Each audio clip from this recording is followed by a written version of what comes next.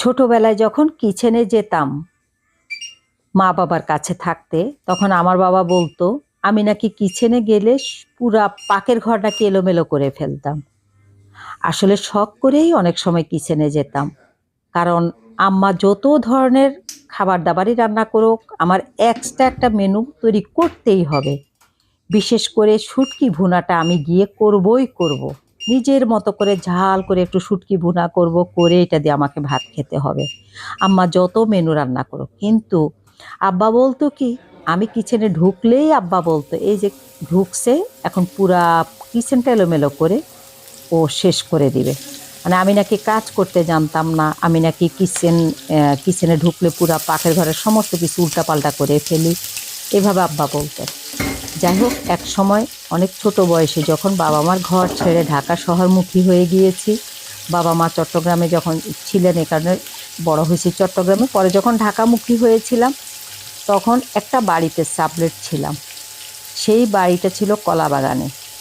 তো ওই বাড়িতে একটা রুমে সাবলেট ছিলাম। তখন কোনো কাজই করতে পারতাম না।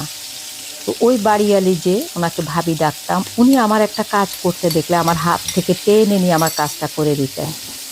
বাসা ঝাড়ু দিতে দেখলে আমার হাত থেকে ঝাড়ুটা টেনে নিয়ে বাসা ঝাড়ু দিতেন।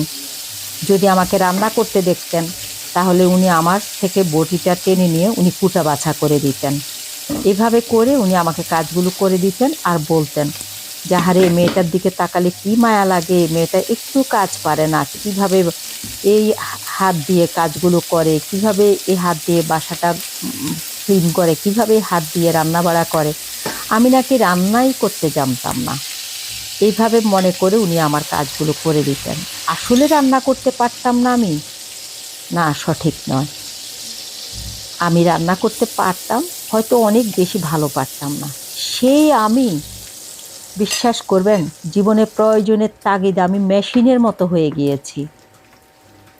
ছোট বয়সে বিয়ে হওয়ার সুবাদে আমাকে সংসার করতে হয়েছে, সন্তান জন্ম দিতে হয়েছে, পড়াশোনা করতে হয়েছে, চাকরি করতে হয়েছে। আমি কিন্তু কখনোই বাসায় বসে ভাত খেতে পারিনি। আমাকে কিন্তু ঢাকা শহরে যখন আসছি তখন থেকে আমাকে চাকরি করতে হয়েছে। চাকরি করেছি, অফিস শেষ করে বাসায় এসে রান্না বাড়া করেছি, কাজের লোক না থাকলে বাসা ক্লিন করেছি, কাপড় চোপড় ধুইছি এবং রান্না করেছি, আসার সময় বাজার করে নিয়ে আসছি। সেই আমি জীবনটাকে কত যন্ত্রণার মধ্যে পার করে আসছি একমাত্র আমি জানি। তথাপিও শেষ মুহূর্তে এসে, বেলা শেষে একটাই শান্তি লাগে, যখন মনে হয় নিজের যোগ্যতাই তো করেছি এই পর্যন্ত, নিজের যোগ্যতা বলে আমি উঠে এসেছি। তো যাই হোক, আমার জীবনের হিস্ট্রিটা আমি আপনাদেরকে বলবো। আজকে আমি আলহামদুলিল্লাহ, আমি ইউরোপের সেটেল, এখানে আলহামদুলিল্লাহ অনেক ভালো আছি। বাংলাদেশে আমি 2-3টা বাসা বাড়ির মালিক, আল্লাহ আমাকে বানিয়েছে, আমি হয়েছি, কিন্তু কারোই কোনো অবদান নাই। সমস্ত কিছু আমার পরিশ্রমের। কিভাবে কি হয়েছে একদিন সে কথাগুলো আপনাদেরকে বলবো। আসসালামু আলাইকুম বন্ধুরা, সবাই কেমন আছেন? আশা করি ভালো আছেন। যে খাবারগুলো বিদেশে আমরা মিস করি, সে খাবারগুলো পেলে সেই দিনে আমার ভাতের চালটা একটু বেশি দিতে হয়। এই যে আজকে দেখুন, চিংড়ি মাছ তেলে গুঁড়া চিংড়ি, সেটা ভর্তা করব। পাটাতেই ভর্তা করব। আর বড়, আমরা পরিবারে 5 সদস্য, 5 জনের জন্য 5টা বড় চিংড়ি মাছ ভাজি করে সেটাকে ভুনা করে নিচ্ছি। পাশাপাশি ডাঁটার শাক সুন্দর করে পরিষ্কার করে বেছে টেছে এই ডাঁটার শাকটা চিংড়ি মাছ দিয়ে, বড় কয়েকটা চিংড়ি মাছকে কেটে ছোট ছোট করে নিয়ে সেই চিংড়ি মাছ দিয়ে রান্না করতেছি। তো দেখুন, এই রান্নাটা তো টোটালি আমাদের বাংলাদেশি রান্না। এই বাংলাদেশি রান্নাটা যখন আমি বাসায় করি, সেই দিন আমরা ভাতটা একটু বেশি রান্না করি, ভাতের পরিমাণটা একটু বেশি রান্না করি, কারণ আমি জানি আজকে ভাতটা একটু বেশি খাওয়া যাবে। কারণ আমার পরিবারের সবাই দেশীয় রান্নাটা অনেক বেশি পছন্দ করে। তো সেইভাবে আজকে রান্নাটা যখন করতেছিলাম তখন প্ল্যান করেছি আজকে অবশ্য ভাতের চাল, রাইস কুকারে একটু চালটা বাড়িয়ে দেব। দেখুন, গুঁড়া চিংড়িটা টালা হয়ে গিয়েছে, সেখানে আমি আবার একটু পেঁয়াজ দিয়ে দিয়েছি, সেটাও টেলে নিলাম চিংড়ি মাছের সাথে। চিংড়ি মাছের অবশ্য টালার আগে আমি এটাকে ক্লিন করে নিয়েছি, মাথার ছোরগুলো বলি, মাথার এই যে চামড়াটা ফেলে দিয়েছি, দিয়ে এটাকে সাথে পেঁয়াজ দিয়ে ভালো করে টেলে নিয়েছি।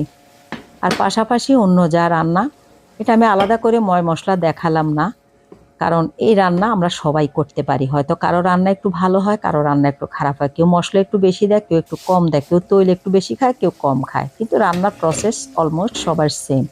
সে কারণে আমি সেপারেট করে এটার কোনো প্রসেসটা বলিনি। তো যাই হোক, আমার শাক রান্না হয়ে গিয়েছে, চিংড়ি মাছও ভুনা হয়ে গিয়েছে। এখন চিংড়ি মাছ ভুনার মাঝে বরাবরই আমি যা করি সেই কাজটাই করব, একটু টালা জিরার গুঁড়ো ছিটিয়ে দেব। বরাবরই আমি সব কিছুতে এই কাজটা করি, শাক জাতীয় রান্না ছাড়া, আর বাকি সব কিছুতে এই কাজটা করি। এখন চলে আসলাম চিংড়ি মাছ ভর্তাতে। এবার দেখুন কিভাবে দেশীয় কায়দায় চিংড়ি মাছ ভর্তা করি। চাইলে আমি ব্লেন্ডার মেশিনে ভর্তাটা করে নিতে পারতাম, কিন্তু আমি ব্লেন্ডার মেশিনে না করে পাটাতে করতেছি। পাটাটা দেশে থেকে নিয়ে আসা হয়েছে। বাচ্চারা যখন আসে দেশে থেকে, তখন দেশে ফোন করে বলেছে আমার জন্য একটা পাটা দিয়ে দিতে, তখন তারা আমার জন্য পাটাটা দিয়ে দিয়েছে। পাটাটা মাশাল্লাহ খুবই ধার, লাল পাথর। পাটাটা একটু ছোট হয়ে গেছে, আর একটু বড় হলে আর একটু ভালো হতো, কিন্তু খুবই ধার পাটাটা।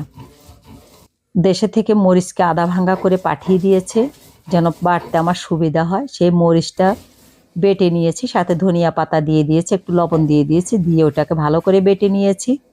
একটু কাঁচা পেঁয়াজ দিয়েছি, সেটাকেও বেটে নিয়েছি, যে মরিচটা যেন একটু নরম হয়, ভালো করে পিষতে পারি। নেওয়ার পরে এখন চিংড়ি মাছ আর মরিচ পেঁয়াজ তেলে নিয়েছি চিংড়ি মাছের সাথে, সেটা দিয়ে এই যে ভর্তাটা ভালো করে করে নিয়েছি। এই যে দেখুন কি সুন্দর করে আজকের মেনুটা তৈরি করলাম। আজকে ভাতটা খাওয়া হবে একদম জমবে ক্ষীর। তো যাই হোক, সবার অনুরোধ আজকে ভাতের চালটা বাড়িয়ে দিবা কিন্তু বাসায়। সবাই ভালো থাকবেন। আজকে এই পর্যন্তই রইল আপনাদের জন্য। পরবর্তী নতুন কোনো ভিডিওতে দেখা হবে। আল্লাহ হাফেজ। আসসালামু আলাইকুম ওয়া রাহমাতুল্লাহি ওয়া বারাকাতুহু।